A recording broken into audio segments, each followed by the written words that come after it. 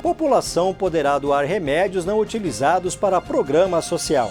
A Assembleia aprova medida para refis da GEAB e ainda, lei sancionada pelo governo obriga a divulgação transparente de juros cobrados. O Jornal Parlamentar começa agora.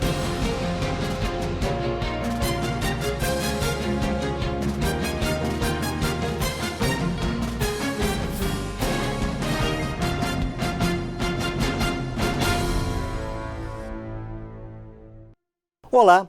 População poderá doar remédios não utilizados para pessoas de baixa renda. É a medida que prevê o programa Solidari, que será analisado pelos deputados.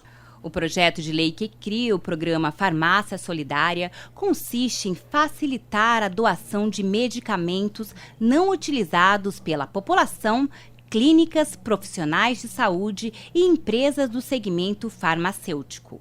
Para o autor do projeto, o deputado Antônio Vaz, do Republicanos, a proposta deve evitar desperdício de medicamentos e ajudar no tratamento de pessoas que não têm condições financeiras para custear o tratamento. O projeto visa promover a solidariedade, que vai haver a participação de toda a população ajudando outras pessoas que não têm condições de comprar medicamentos. Nós sabemos hoje que o remédio hoje é muito caro e tem uma grande parte da população que não tem condições de comprar o remédio. Então, às vezes a pessoa tem remédio vencido não, para vencer, está lá, não usa mais, usou uma parte do remédio e está sobrando esse remédio lá, que pode ser usado por outras pessoas. Clínicas também, consultórios médicos, dentista, está lá o remédio, não está usando, não está vencido, pode ajudar muita gente. O projeto visa implantar um banco de dados estadual que deve atualizar a relação de medicamentos doados disponíveis. É um cadastro, dessas pessoas, também dos medicamentos, todos catalogados, tudo certinho, para um profissional da área da saúde, que vai estar vendo e também vai promover, o governo estadual vai promover, vai conscientizar a população, é um programa, bem completo, que vai estar orientando como deve fazer, como que vai funcionar. Então, a participação do governo muito importante nisso aí. A ferramenta também deve fomentar a permuta de medicamentos entre os municípios. De repente não tem o remédio no município, pode pedir para outro município que tem o remédio. Então vai haver uma participação entre as pessoas e vai ajudar muita gente carente que não tem como comprar esse remédio. Na ordem do dia, projeto que abre espaço para um novo refis de programas habitacionais do governo do estado é aprovado. Ana Paula Gimenez tem as informações. Durante a sessão plenária foram aprovados 8 projetos, dentre eles o projeto do Poder Executivo, que muda as regras para quem tem dívidas com a Agência de Habitação do Governo do Estado, a AGEAB. E é a oportunidade para os beneficiários inadimplentes poderem pagar suas dívidas com desconto. Quem quiser pagar suas dívidas à vista terá o desconto de 100% sobre os juros e da multa contratual das prestações vencidas. Desconto de 65% para quem pagar no mínimo 4 parcelas atrasadas. E para quem quiser renegociar toda a dívida, será parcelado em 24 vezes com desconto de 35%. Funcionários da empresa brasileira de Correios e Telégrafos vêm à Assembleia defender a estatal, que está na lista do programa de privatizações anunciada pelo Ministério da Economia. A presidente do Sindicato dos Trabalhadores nos Correios, Telégrafos e Similares de Mato Grosso do Sul, Elaine Regina de Souza Oliveira, fez um apelo aos deputados estaduais para que se posicionem contrários à privatização dos Correios. Tal possibilidade faz parte do pacote de desestatização proposto pelo governo federal. A fala ocorreu durante a sessão por convite do deputado Pedro Kemp, do PT. Eu vim trazer algumas informações sobre os Correios, sobre inverdades que se prega hoje para aprovar aí uma privatização e venda dos Correios. Já foi autorizado o estudo da venda dessa empresa e a gente tem abraçado, no caso, e a defesa aí e demonstrado o prejuízo que vai ocasionar principalmente a população dos pequenos municípios. Fala-se muito num déficit dos Correios, mas nossa empresa ela não é deficitária. O Correio deu um retorno financeiro para a União nos últimos anos de mais de 7,5 bi. foram retirados esse dinheiro a título de antecipação de dividendos e aí hoje dizem, no caso, que os Correios é deficitário. De acordo com a sindicalista, há que se defender a continuidade da empresa, que emprega mais de 100 mil funcionários e está presente em todos os municípios do país. Hoje os Correios estão em todos os municípios do Brasil, em alguns distritos, e ele faz essa integração social a nível de Brasil. É uma das maiores empresas, mas na verdade a maior, que está em todos os polos. E isso não pode se acabar. A população, com uma privatização, vai deixar de ter esse atendimento nos pequenos centros. Então é um prejuízo muito grande que pode ocasionar à população brasileira. É lei. Comércio estadual deverá deixar bem claro ao consumidor qual é a taxa de juros cobrada nas vendas a prazo. Quando chega a fatura do cartão de crédito no final do mês, você sabe dizer quanto daquele valor é apenas de juros? Ou naquele momento de aperto, quando precisou emprestar um dinheiro a mais, parou para perguntar qual a porcentagem de juros que o contrato previa? Se você respondeu que não, saiba que faz parte da maioria dos brasileiros. Uma pesquisa de 2018 mostrou que 80% dos correntistas do país não fazem ideia de quanto pagam de juros nesses casos, o que sem dúvidas pode complicar e muito a nossa organização financeira.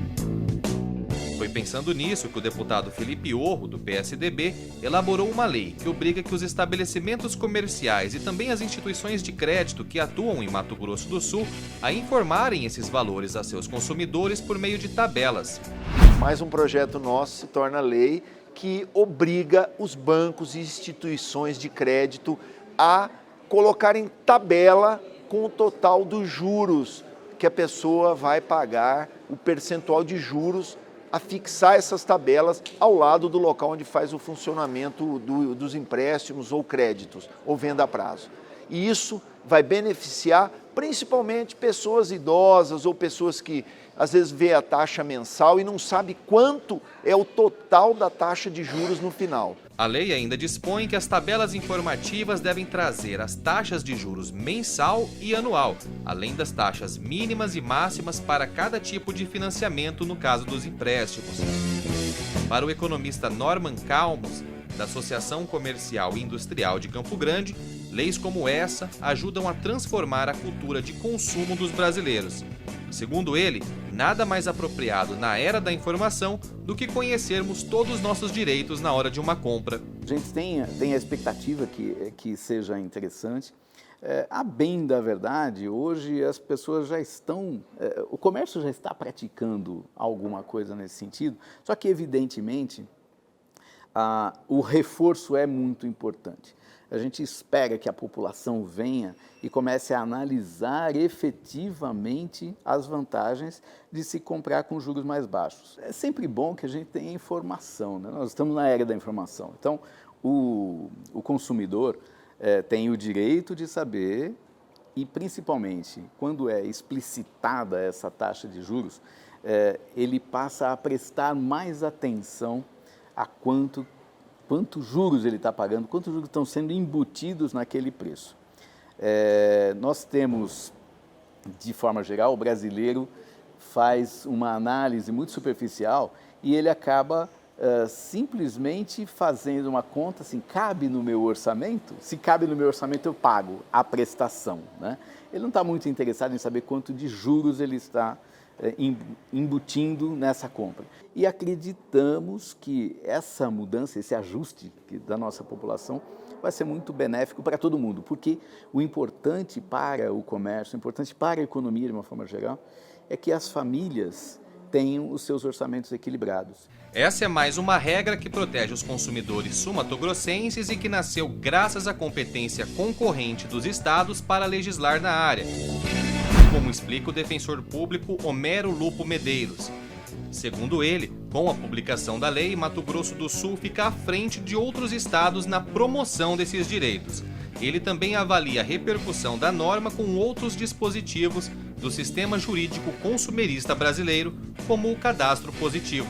Consideramos até que ela, na verdade, coloca o Estado numa posição de vanguarda na defesa do consumidor com relação aos demais estados. A Assembleia Legislativa foi brilhante na adoção dessa legislação. O que nós temos de importante aqui? Hoje, no cenário nacional, nós temos a lei do cadastro positivo. Só que essa legislação, infelizmente, ainda ela não tem muitos mecanismos de aplicação e fiscalização por parte do consumidor.